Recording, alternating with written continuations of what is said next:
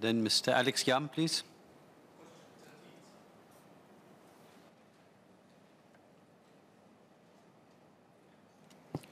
Sir, the guidelines on the use of light-emitting wreaths and inflatables at funeral wakes were co-developed by the National Environment Agency and the Association of Funeral Directors Singapore, or AFD, in June 2022.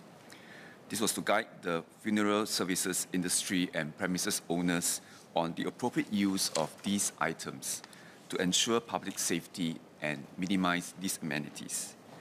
NEA has worked with the town councils and land agencies which issue permits for wakes held in public residential estates to promulgate these guidelines through the terms and conditions of these permits.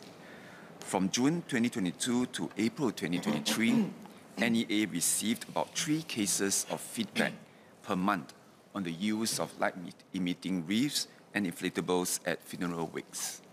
Since the issuance of the guidelines to stakeholders, NEA and AFD have observed a decrease in feedback received.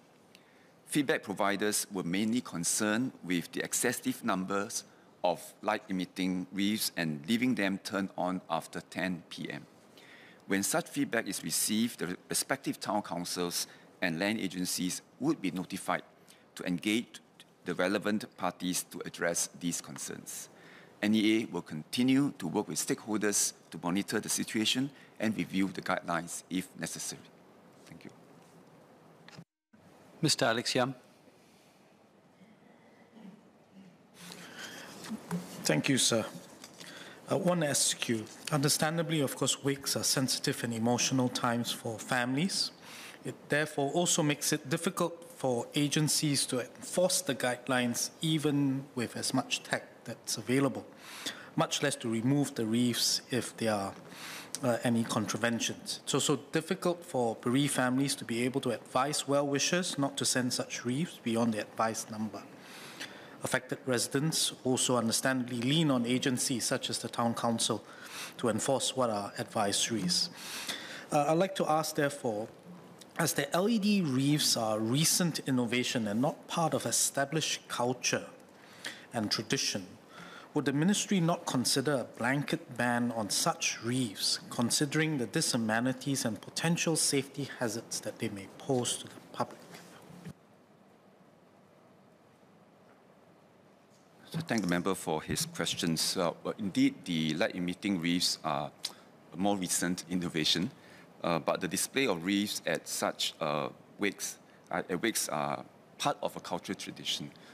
In fact, there are people who even think that using light-emitting wreaths are more sustainable because they can be reused and don't contribute to waste as compared to other traditional wreaths.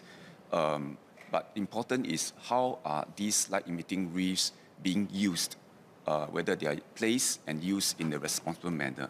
So since the guidelines, the property owners, the town councils, land agencies, they have incorporated these requirements, the guidelines, into their conditions for the permit issuance, so that the land agencies are responsible to ensure adherence. But I note members' point that during bereavement, it sometimes needs to be a bit more sensitive to enforce such guidelines. Therefore, we also work concurrently with the funeral directors and the wreath suppliers. They are supposed to check in with the families on the site conditions or whether they have how many light-emitting wreaths are already placed there, and only take on the orders when the conditions permit for them to deliver the wreaths. So NEA will continue to monitor the situation with various stakeholders and review the guidelines if necessary. Thank you.